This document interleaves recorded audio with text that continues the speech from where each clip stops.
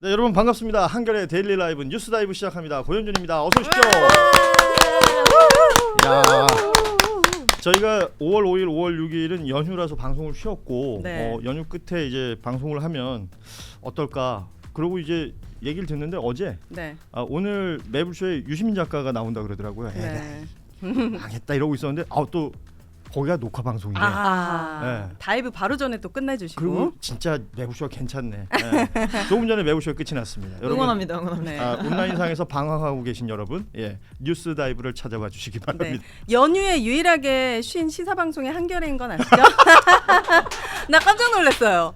아니 월화 다른 방송 다 하는데 한겨레만 너무 친절히 연휴에는 쉽니다 이렇게 연락 왔더라고요. 어린이날에 쉬고 직원들의 복지와 네. 가족들의 이 평화와 행복을 평화와 행복, 안정 이런 것들을 위해서 가정의 평화를 위해 한겨레가 이제 애썼다 네. 생각해 주시면 되겠고 하지만 뭐 오늘 방송한다고 해서 뉴스거리가 줄거나 뉴스거리가 재미가 없거나 네. 그러지가 않습니다. 그건 맞죠. 아시다시피 뭐 뉴스거리 쏟아져 나오고 있고 오늘 정치꾼 도시 여자들 함께할 분들 먼저 소개해드리고 본격적인 네. 이야기 나눠보도록 하죠. 먼저 민주당 전 최고위원 박성민 전 최고 나오셨습니다. 어서 오십시오. 네, 안녕하세요. 네, 반갑습니다. 안녕하세요. 자, 그리고 오윤혜 씨 오셨습니다. 어서 오십시오. 네, 반갑습니다.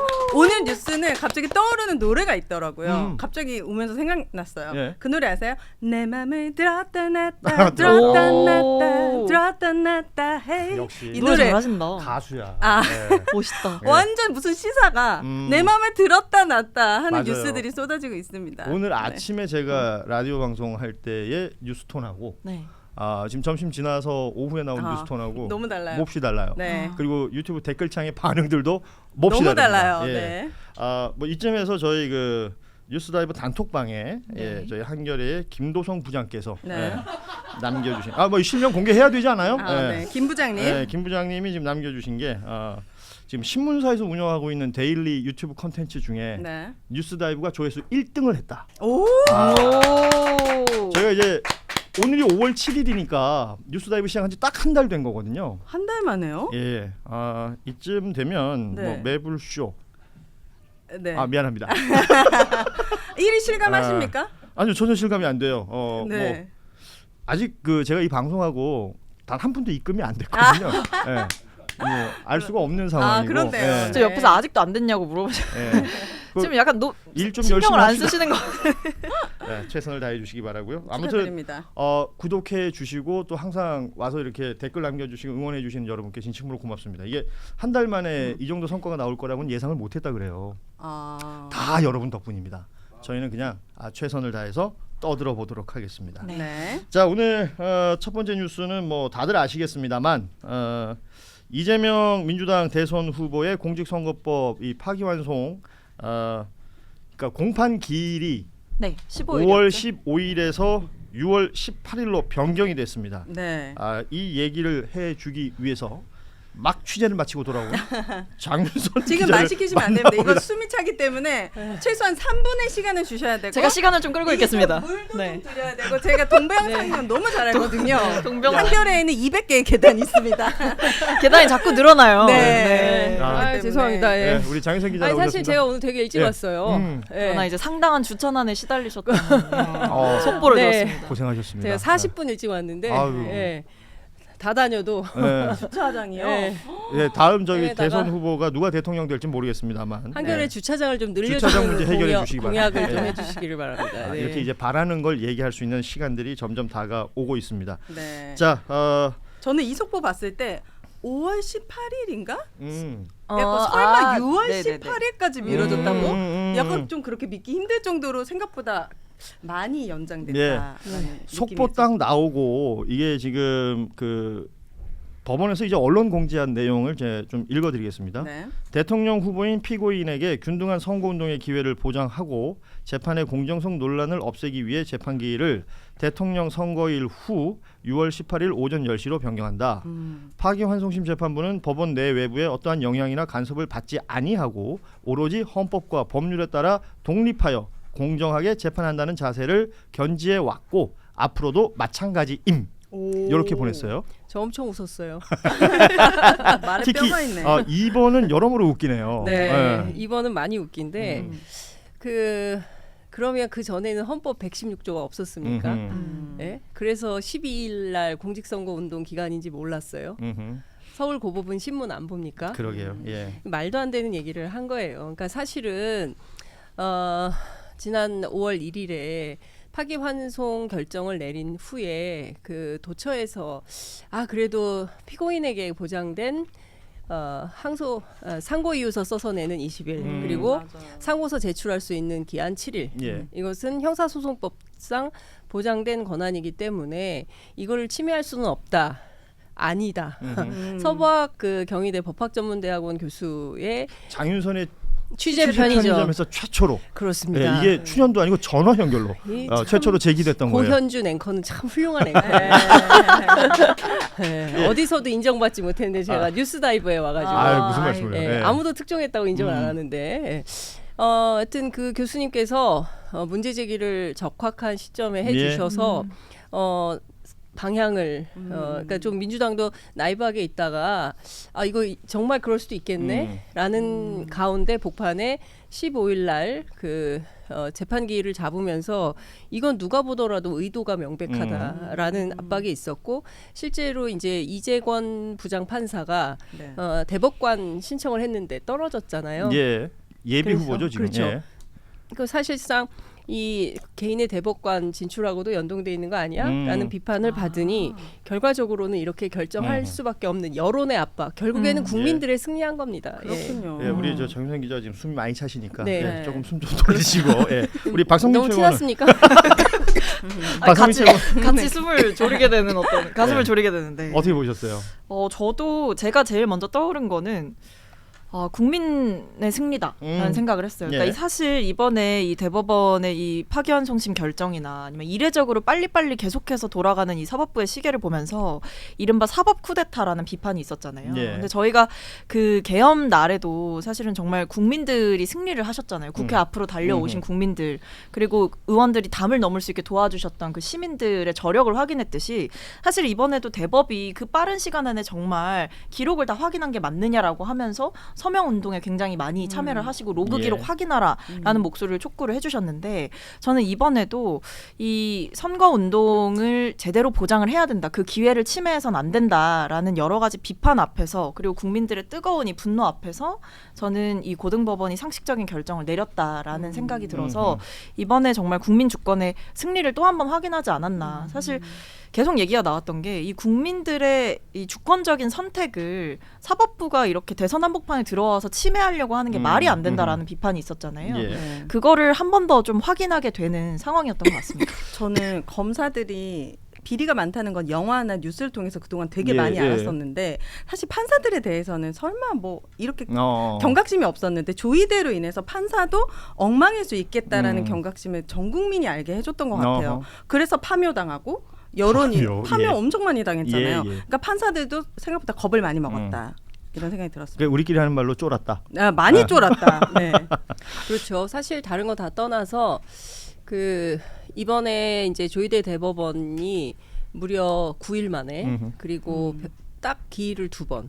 한 번은 노태학 그 대법관이 선관위원장이기 때문에 그 회피하는 사유로 한 번 하고 실질적인 기일은 딱 하루 있었던 거예요. 예. 그런데 그동안 6만 8천 페이지에 달하는 기록을 다 보고 검토하고 결론을 내렸다? 그럴 수 없어.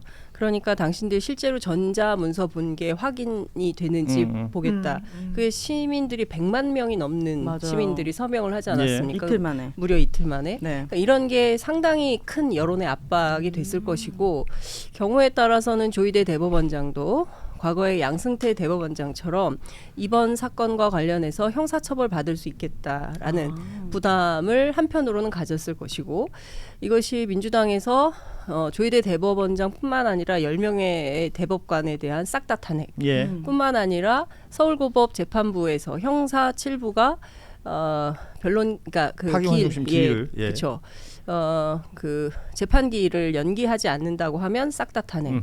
그리고 형사 2부로 재배당됐다면 그런데도 또 이 재판을 강행한다면 그 사람들도 싹 다 탄핵. 예. 이제 이렇게 강경한 모드로 나아가니까 그에 대해서 재판부가 이러다가 법원 신뢰 자체가 무너질 수 있겠다. 그리고 관련해서 현직 판사들의 문제 제기가 오늘 아침에도 또 나왔습니다. 그러니까 지속적으로 법원 안에서 이런 문제 제기에 대해서 야, 이거 감당하기가 어렵겠다. 이러다간 정말 큰일 나겠다. 이런 판단을 해서 수세적으로 나온 것이지 뭐 처음부터 이럴 마음이 있었던 것은 아니다. 이렇게 생각합니다. 조금 전에 제가 읽었던 언론 공지의 그 내용, 그렇습니다. 헌법과 법률에 따라서 매우 우습습니다. 그렇게 한 것으로 보이지는 않는다는 말씀이신데 네. 그 타임테이블을 약간 정리해 보자면 아시는 것처럼 2심 선고가 3월 26일이었습니다. 그렇습니다. 그러고 나서 4월 20일 뭐 22일 이렇게 지나가면서 쭉 진행되던 게 5월 1일 날 선고가 됐잖아요. 네. 그러니까 전압 9일 만에 전압 회부 9일 만에 선고가 되고 이때부터 많은 사람들이 하다가 네. 뭐 이게 처음에는 TV 중계한다 그러고 맞아요. 너무 급하게 하니까 이게 상고 기각되는 거 아니냐 뭐 희망회로 돌린 적도 있었고 그랬는데 결과적으로는 파기환송이 나오니까 그때부터는 또 다른 이제 뭐 피고인의 권리 우리가 7일, 27, 20일 얘기했던 그 권리를 생각하면 그래도 대선 전에는 뭐 결판이 안 날 거야라고 했었는데 말씀하셨던 소박 교수의 문제 제기라든지 이제 여기서부터는 막 급하게 움직였어요. 네. 그리고 민주당에서도 뭐 여러 방송 매체에 나와서 민주당 의원들이 뭐 준비하고 있다. 네. 뭐 정확하게 말할 수는 없지만 우리는 다 뭐 방법이 있다. 이런 얘기를 하면서 국민들이 움직인 것. 아까 말씀하셨던 100만 넘는 서명과 그러니까 국민들이 스스로가 대통령을 뽑을 나의 권리를 왜 법관들이 사법부가. 네. 혹은 검찰에서 기소한 것들만 보는 그 대법관들이 네. 판단을 하느냐. 여기에 이제 분노했던 목소리들이 그러니까 여론이 들끓었다라는 부분. 이 부분은 굉장히 중요한 부분으로 보이고 그리하여 오늘 결국은 이 파기환송심의 기일이 연기가 됐는데 지금 그렇다고 해서 뭔가 정리되거나 끝난 건 아니다. 그렇죠. 민주당에서는 오늘 법사위에서 나오는 속보들이 계속 나오고 있는데요. 네. 지금도 조희대 대법원장 청문회를 14일 날 개최하는 안건이 법사위 통과했다라는 지금 속보 나오고 있고 해야죠 청문회. 그 외에도 뭐 공직선거법 또 행안위에서도 또 이 법률 개정안들을 추진한다. 뭐 이런 얘기들이 계속 그러니까 국회 차원에서 할수 의회 있는. 차원에서 밀어붙일 수 있는 건 지금 다 밀어붙이고 있는 상황이 계속 이어지고 있습니다. 네. 자 우리 박성민 최고한테 좀 여쭤볼게요. 네. 민주당에서 이런 어찌 보면 강력한 모드를 발동해서 밀어붙이고 있는 상황이잖아요. 네, 총력전을 하고 있는 거죠. 사법부에 대해서 이렇게 밀어붙이는 것에 대해서 소위 말하는 왜 역풍 얘기들을 많이 했지 않습니까?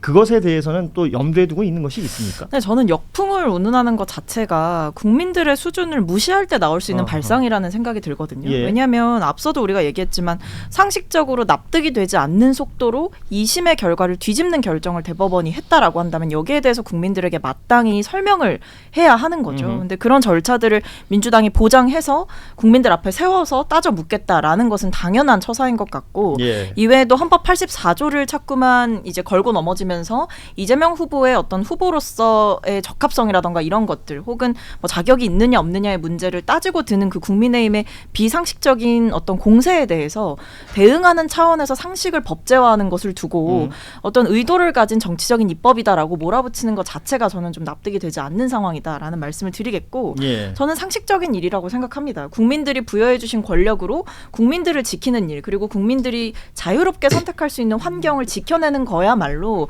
국회에 부여된 사명이고 책임이다. 그리고 그 권력은 민주당이 독자적으로 만들어낸 게 아니라 민주당의 권력을 주신 국민들의 뜻을 대리하는 것이기 때문에 저는 이 부분에 대해서 어떤 역풍을 이야기할 거는 아니다라는 생각이 들고 그리고 뭐 나름의 속도 조절을 했다라고 한다면 대법원장 탄핵 얘기가 나왔지만 일단은 보류를 했잖아요. 예. 사실 그 부분에서도 어떤 전략적인 선택들을 한 거죠. 민주당도. 그러니까 말씀하신 어떤 역풍이라든지 이런 것에 대한 우려가 당내에서도 없지는 않았기 때문에 예. 그 방식을 공판기일을 변경해달라라고 요청을 하고 그 뒤에 어떤 전략적인 조치들을, 선택들을 예. 고민하고 그 외에도 뭐 정말 만약에 그대로 공판기일을 진행했다라고 한다면 재상고를 할 수 있는 그 기간을 보장을 하는지 뭐 상고 이유서에 제출되는 그 시간 20일 정도라는 그 시간을 보장을 해주느냐를 보고 뭐 탄핵을 하자 말자 이런 여러 가지 이제 전략적 포석이 있었기 때문에 저는 민주당이 역풍을 우려하면서 주저주저 하기보다는 지금 상황에서는 바로잡을 것들을 마땅히 바로잡고 있다라는 생각이 듭니다. 결국은 속도전으로 진행이 됐던 부분이 분명히 있는 것인데 자 그렇다면 앞서 얘기했던 조희대 대법원장이 이제 파기환송을 했던 일련의 과정. 그러니까 법사위에 나와서 천대엽 법원 행정처의 처장이랑 이제 주고받는 이야기 중에 소부보다 전원합의체 일정을 먼저 잡았다라는 게 알려졌어요. 아니 같은 날 같은 날 소부에 이제 그 배당이 됐는데 그 1시간 만에 조희대 대법원장이 전합으로 올려서 바로 심리를 개최를 했죠. 그러니까 그 과정을 얘기하는 과정에서 박범계 의원이 질의했던 부분 있지 않습니까? 나의 그 재판 기록을 열람할 수 네. 있는데 그게 시간대별로 이렇게 올라간단 말이에요. 근데 소부보다 전원합의 회부를 먼저 했다라는 것을 두고 막 지적을 했던 부분이 있고 지금 그렇기 때문에 하는 얘기는 뭐냐면 대법에서 이 과정을 진행했던 과정이 위법 불법한 것 아니냐. 따라서 그 책임은 물어야 되겠다라는 얘기들이 나온단 말이에요. 이 책임을 묻는다면 탄핵 외에 또 다른 방법이 있습니까? 이제 지금 현실적으로는 국회에서 책임을 묻는 것은 탄핵밖에는 없는 것이죠. 그러니까 특히 이제 조희대 대법원장에 대한 탄핵은 불가피하다라는 게 민주당 주류의 판단인 것 같아요. 예. 그런데 이제 시기의 문제인 것이죠. 언제 하는 것이 탄핵의 효과가 가장 큰 것이냐 이제 이런 판단을 하는 것 같고요. 그 아마도 오늘 그 이 재판 기일이 연기되지 않았더라면 다음 주 정도에는 아마 민주당이 탄핵에 착수했을 것입니다. 그렇겠죠. 그런데 예. 어쨌든 이 재판 기일이 연기가 됐기 때문에 대선 이후로 아마도 그 조희대 대법원장에 대한 그 청문회 일정은 가져가고 또 국정조사 해야 된다는 예. 얘기도 있었어요. 뭐 이런 등등의 이제 특검도 필요하다. 일종의 3종 세트를 이야기하고 있는데 이 부분에 대해서는 점검이 필요한 거죠. 저는 수사도 필요하다고 생각합니다. 예. 왜냐하면 좀 이해가 안 되지 않습니까? 두 가지인데요. 하나는 지귀현 부장판사가 그 내란수계 윤석열에 대하여 구속 취소 결정을 내리는데 시간으로 계산을 했잖아요. 그렇죠. 이게 위법이냐 아니냐 이거를 좀 따져볼 필요가 뭐 위법은 아니지만 굉장히 이례적인 사건에 해당하는 거 아니겠습니까? 네. 대한민국 사법 역사상 71년 만에 처음으로 다른 사람 그 누구도 해당되지 아니하고 오로지 원포인트로 윤석열 예. 딱 한 사람에 대해서만 이런 결정을 내렸는데 과연 이게 지귀현 혼자만의 결정이냐 아니면 뭐 등등 예. 지금 조희대까지 올라가는 거냐 아니면 그 이후에 뭐 양승태까지 있는 것이냐 여러 가지 갑론을박이 있기 때문에 관련된 내용도 좀 국회 차원에서 살펴볼 필요가 있는 것이고요. 그리고 말씀 주신 이제 조희대 대법원장의 행태에 대해서도 그리고 대법관 9명도 그렇죠. 이해할 예. 수가 없지 않습니까? 그 생각이 어떤 것인지에 대해서 살펴볼 필요가 있기 때문에 그래서 뭐 특검 얘기들도 하는 그렇습니다. 거고요. 예. 예. 청문회 이후에 뭐 탄핵 이렇게 갈 공산이 매우 크다 이렇게 봅니다. 사실 이게 재판, 그러니까 공판 기일이 변경이 됐기 때문에 뭐 여기에 대한 이야기를 더 나누려고 하니까 다 과거 이야기를 하게 되는 상황이 되다 보니까 사실은 저기 방송적 유인 요소로만 생각했을 때는 아이템이 힘이 좀 빠졌다. 이런 생각도 사실은 좀 하게 됩니다. 네. 뭐 지금 얘기할 게 이제 법원 내에서 실명으로 비판했던 판사들의 목소리들도 분명히 있었던 것이고 네. 굉장히 많았죠. 저희가 지금 제목을 달아놓은 게 조희대 6일 천하 국민이 진압했다. 국민들의 이 강한 여론. 네. 왜냐하면 파기환송이 된 이후에 여론조사가 진행이 된 게 있었습니다. 그렇죠. 뭐 이재명 후보나 민주당 당 지지율이나 이런 것들에는 큰 움직임이 없었다라는 게 확인이 되는 또 맞아요. 상황들이 있었고 오히려 지지층 사이에서는 더 결집의 모습도 보였던 그렇죠. 그런 내용이 있었기 때문에 이 부분은 이렇게 정리하면 될 것 같고 그러면 제가 이 지금부터는- 얘기 좀 예. 드리고 싶은데요.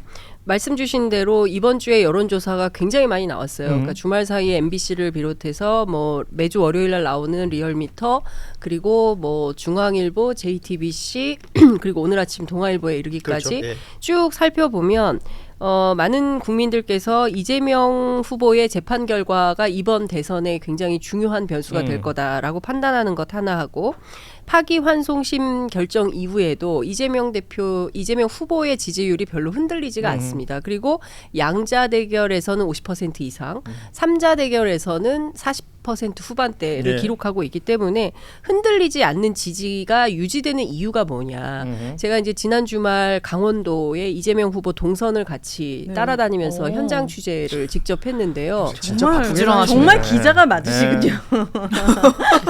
참 기자, 참 기자. 좋다, 좋아요. 가짜 네. 기자 아닙니다. 네.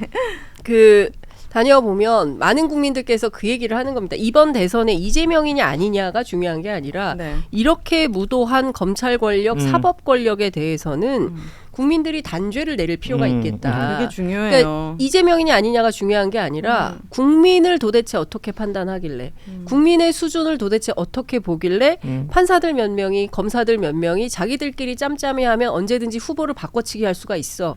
그리고 우리들이 만들어 놓은 것에 당신들은 투표나 하시오 라고 취급을 하느냐. 이건 주권자로서 도저히 참을 수가 없다. 이런 말씀들을 현장에 계신 유권자분들께서 굉장히 네. 많이 하셨습니다. 그래서 저는 핵심은 여기에 있다. 국민을 모독하고 국민을 모욕하는 이 사법 권력, 사법 쿠데타에 대해서 국민들이 철퇴를 내린 것이고 결단코 용서하지 않겠다라는 태도를 보여주고 계시다. 저는 이런 말씀을 궁금한 좀 드리고 게 싶습니다. 과거 험지 위주로 지금 이재명 후보가 운동을 하고 계시잖아요. 과거에 비해서 정말 험지에서 여론이 좀 많이 바뀌었다는 걸 피부로 느끼십니까? 저희는 이제 찍은 그렇죠. 영상만 보니까. 예. 아니 저는 근데 이런 거예요. 제가 그날 속초, 양양, 강릉 동해 삼척 뭐 네. 이렇게 동선이었는데 제가 이제 세 군데를 같이 따라다녔는데 물론 이런 거 있어요. 이제 워낙 강원도가 접경 지역이고 그러니까 국민의힘 막 세가 쭉 또 강한 곳이에요. 예, 지나가면 뒤에서 그 청년들이 음. 저 빨갱이들 빨리 지나가요. 음. 그런 것도 있고 어르신들께서 입국 다 타시고 뭐 이런 분들도 계세요. 그런데 전반적인 분위기는 제가 앞서 말씀드린 대로 법원이 이런 식으로 나온다면 검찰이 이렇게 한 사람에 대해서 무도하게 검찰권을 남용한다면 이것은 국민의 이름으로 용서할 수가 없다. 이제 이런 생각들이 굉장히 많았고 그 현장에 다 꼼꼼히 다녔던 정치인들 얘기를 종합해 보면 지난번 대선만 하더라도 그 강원도의 시민들이 그 이제 가게 주인들이 있잖아요. 문을 안 열어줬대요. 그러니까 이게 문을 열어줘야 들어가서 악수하고. 후보들이 악수하고 인사하고 사진 찍고 이렇게 네. 하는데 문을 안 열어주거나 아니면 문을 닫아버리거나. 정말 확실한 예. 험지는 맞았네요. 그렇죠. 네. 근데 이번에는 본인들이 먼저 문을 열고 나와서 반갑게 인사하고 악수하고 사진 찍자고 하는 걸 보면 굉장히 많이 달라졌다. 그렇기 때문에 강원도에서도 득표율이 상당히 올라갈 거다. 이렇게 전망을 하더라고요. 예. 자, 이재명 후보 재판 기일 바뀐 거는 앞서도 말씀드렸지만 방송적인 유인 요소는 좀 약해졌다. 네. 굉장히 아쉬워하시네요.